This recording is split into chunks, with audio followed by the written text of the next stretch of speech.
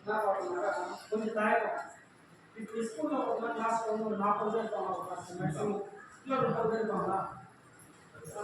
Board எழுதுறோம் பேசுறோம்னாக்கா நிறைய தயக்கம். ஆனால் அது டீச்சர் வெளியே பார்த்தீங்கன்னாக்கா யாரும் தயங்கி பேசுகிறோம் அவங்க அதிகமாக பண்ணுவோம்.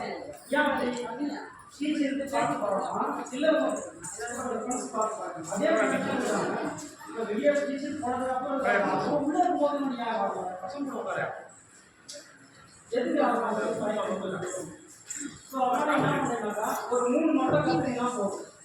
ஃபஸ்ட்டு என்ன பண்ணணும்னாக்கா வீட்டில் தனியாக இருக்கும்போது ஒரு புக்ஸோ ஒரு பேப்பரோ கண்ணாடி முன்னிருந்து படித்து பழகுது. உங்களை பார்த்து நீங்களே பேசலாமா? ஃபஸ்ட்டு உங்களோட குட்டி குட்டி பசங்கள்லாம் ஸ்ட்ரீட்டில் இருப்பாங்க, திருவிழா இருப்பாங்க. அவங்க முன்னாடி அவங்க உட்கார வச்சு பேசிடலாம். எதனா ஒன்று பேசு, ஒரு பாட்டோ இல்லை எதனா ஒரு கதையோ ஏதோ சொல்லி பாடு. உங்களுக்கு வந்து ஒரு தயக்கம்.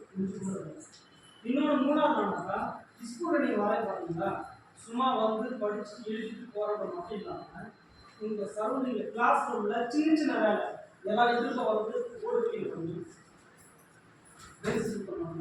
எதுக்குனாக்கா நீங்கள் உள்ளவே போகிறோம் தயக்கம் வரும். நீங்கள் வெளியே வாங்க கிளாஸ் வச்சுட்டு ஸ்டேஜ் வந்து ஏதாச்சும் ஒரு வேலை அப்படி பண்ணிங்கனாக்கா ஒரு சார் சொல்கிற அப்ளஸ் பண்ணிருக்காங்க. இந்த சின்ன சின்ன வேலை பண்ணிங்கனாக்கா உங்களுக்கு தயக்கத்தை எப்பவுமே இருக்காது. அது ஃபஸ்ட்டு இன்னும் ஃபாலோ பண்ணுறீங்க. ஸோ பெரும்பாலும் புக்ஸும் படிக்க கொஞ்சம் பாடம். 2 விஷயம் ஸ்கூல் போகிற பசங்க 2 விஷயம் கற்றுக்கணும். ஒன்று புக்ஸ் படிக்கணும். ஏன்னா நமக்கு மூத்தவர்கள் ஆண்டவர் பெரியவங்க சாப்பிடுற டீச்சர்ஸ் சொல்கிற வார்த்தைகள் இருக்கிறாங்க.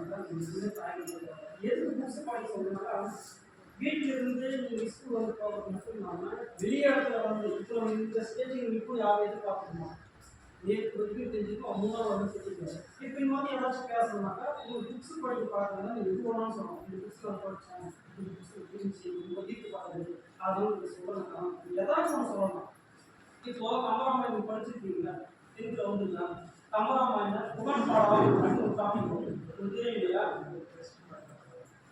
கங்கை ஆற்றங்கரை தலைவராக கொண்டவர் புகழ். ராமன் வந்து தன்னுடைய அவர் மன்னர் இருப்பாங்க இல்லையா? அவர் 16 வருஷம் காலவாசம் சொல்கிறாங்க இல்லையா? மீட் பண்ணுவாங்க இல்லையா? அது உங்களுக்கு தெரியுமாங்க? புகழ் வந்து ராமன் மீது போகிற பத்தினால என்ன பண்ணுவாங்கன்னாக்கா தேவை இன்னொன்று மீன் கொடுப்பாங்க, பரிசாக கொடுப்பாங்க. ஏன் அது கொடுத்தாங்க தெரியுமா? எப்படி யோசனை பண்ணி பார்த்து கொடுத்தாங்க. அதை ஞாபகம் இருக்கா? கம்பராமாயணம் படிச்சிருக்கீங்களா இல்லையா? யார் எழுதுனாங்க ஃபர்ஸ்ட்? அதை கம்பர் எழுதுனாங்கல்ல. அது என்ன சொன்னாங்க? புகழ் படத்தை தான் சொன்னாங்க. தேனியும் மீன் கொடுத்தாங்க இல்லையா? அப்போ இது என்ன சொல்லி கொடுத்தாரு? ஏன் காட்டில் அது மட்டும் தான் இருக்குமா? படம் இருக்கா? எவ்வளோ இருக்கும்ல. ஏன் அது மட்டும் கொடுத்தாங்க? ஏன் சொல்கிறோம்னாக்கா நட்பின் இலக்கணமாக கொடுத்துருக்காங்க. ஏன்னாக்கா தேனும் மீனுனாக்கா நீங்கள் உயரமான பகுதி மலைப்பகுதி கிடைக்கும் தெரியும் இல்லையா? கீழே இருக்குமா? தேன் மேலே இருக்கணும். அதே போல மீன் பார்த்தீங்கன்னாக்கா நீரோட்ட பகுதியில் மிக ஆழமாக கிடைக்கக்கூடியது மீன். அப்போ என்னுடைய நட்பு பொறுத்த வரைக்கும் வானத்தை விட உயரமாகவும் பூமியை விட ஆழமாக இருக்கிறதுக்காக தான் அந்த 2 சொல்லி கொடுத்துருக்காங்க. அவங்க விளக்கம் சரிங்களா? இது தெரிஞ்சுக்கணும். எதுக்கு ஒவ்வொரு